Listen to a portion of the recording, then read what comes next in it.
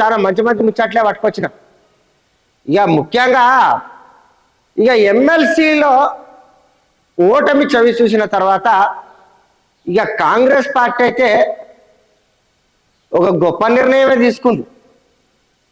ఇక మంచి మాట ఏంటంటే మొత్తం మీద తప్పునైతే ఒప్పుకుంది. ఈ కాంగ్రెస్ పార్టీ ఎప్పుడు కూడా తప్పును ఒప్పుకోదు, అవతల మీద రుద్దుతుంది. కానీ ఈసారి ఎందుకో కానీ తమ తప్పిదాలను మాత్రం ఒప్పుకుంది. ఇక ముఖ్యంగా మా కాంగ్రెస్ పార్టీలో సమన్వయ లోపంతోనే ఇవాళ ఎమ్మెల్సీలను ఇవాళ గెలిపించుకోలేకపోయారు. ఇక వాస్తవంగా ఏంటంటే